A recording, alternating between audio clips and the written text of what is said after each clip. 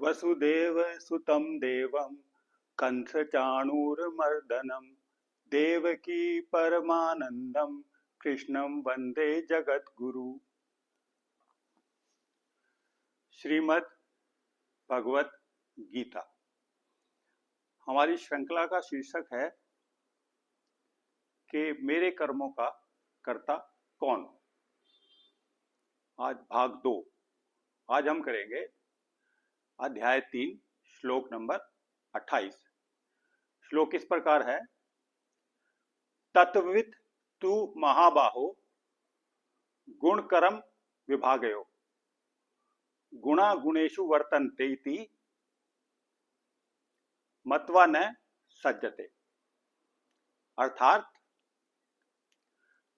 तत्व को जानने वाला, हे महाबाहु, तत्व को जानने वाला गुण और कर्म विभाग के तत्व को जानता है और वो जान के ये मानता है कि गुण ही गुणों में बरत रहे हैं और ये मान के वो इसमें मोहित नहीं होता है, आसक्त नहीं होता है।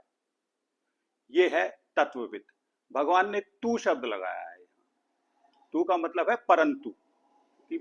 27वें श्लोक में भगवान ने कहा था कि अहंकार विमूढ़ात्मा कर्ता हम इति मन्यते, कि अहंकार रूपी अज्ञान के द्वारा मोहित हुआ पुरुष अपने आप को कर्ता मानता है।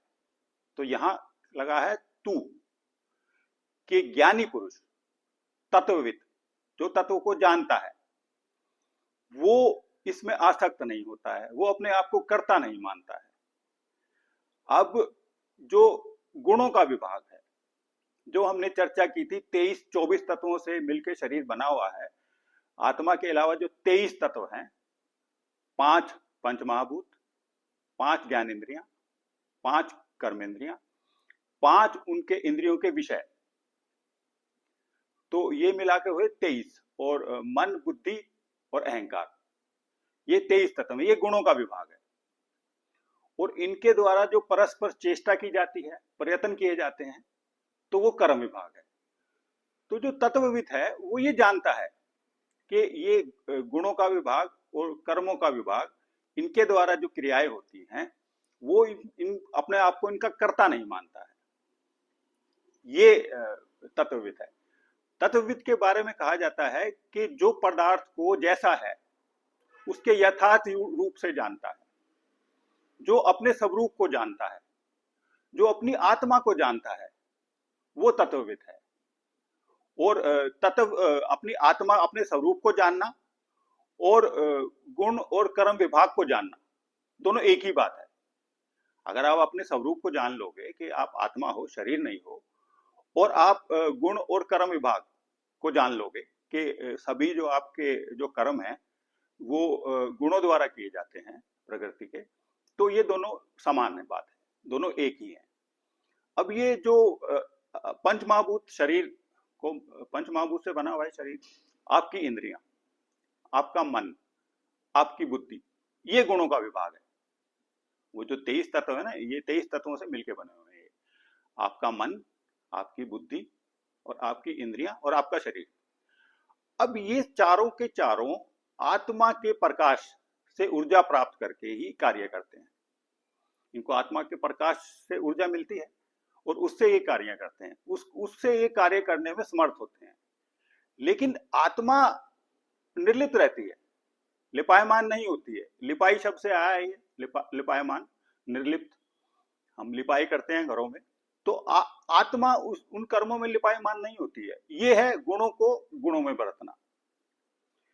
इंद्रियां गुणों को रिप्रेजेंट करती हैं और इंद्रियों में ही बरतती हैं। इंद्रियों के द्वारा ही हम सारा अपना क्रियाकलाप करते हैं, तो गुण ही गुणों को बरत रहे हैं। तो ये सारा जो क्रियाकलाप होता कैसे है कि जो हमारी आत्मा का प्रकाश है, उसकी जो रिफ्लेक्शन है, उसकी जो परछाई है, रूपी ज्ञान है, जो वो बुद्धि में आता है सबसे पहले, और बुद्धि से वो ज्ञान मन में आता है, और मन के बाद वो ज्ञान हमारी इंद्रियों के रूप में कार्यों में संपन्न होता है, उसके द्वारा कार्य किए जाते हैं।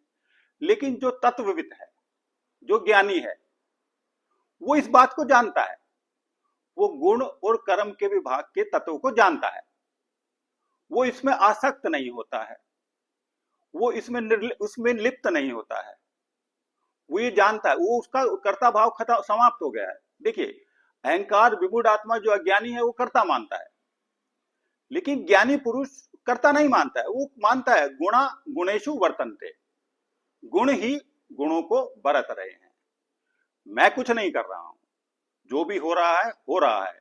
मेरे जो प्रकृति के गुण हैं, सत्व रजस और तमस, जो मेरे शरीर में, मेरे मन के रूप में, मेरी बुद्धि के रूप में, मेरी इंद्रियों के रूप में विद्यमान है, तो वो ही गुणों को बरत रहे हैं, उसी द्वारा सारे कार्य किए जा रहे हैं। ये श्लोक की व्याख्या है। अब हमने कल चर्चा की थी कि हम 18वें अध्याय का 68वां श्लोक करेंगे। श्लोक इस प्रकार है, यह परमम गुह्यम मद्भक्तेषु अभिध्यास्यति भक्ति मया पराम कृत्वा मामे वैश्यति असंशय, कि जो पुरुष प्रेम पूर्वक भक्ति भाव से मेरे इस परम गुह्य गूढ़ ज्ञान को, गीता शास्त्र को लोगों को समझाएगा, उसकी व्याख्या करेगा, और जो इस व्याख्या करने में मदद करेगा, तो वो ममे वैश्यति असंशय, वो निसंदेह मुझे ही प्राप्त करेगा। तो मेरी आप सब लोगों से ये प्रार्थना है कि ये जो कृष्ण की वाणी है, ये इसका प्रचार प्रसार करने में आप सहायता कीजिए, तो प्रभु आपको मिलेंगे, भगवान कृष्ण आपको प्राप्त होंगे, अवश्य प्राप्त होंगे, क्योंकि ये योगेश्वर कृष्ण की वाणी है, ये केशव की वाणी है, ये मोहन की वाणी है।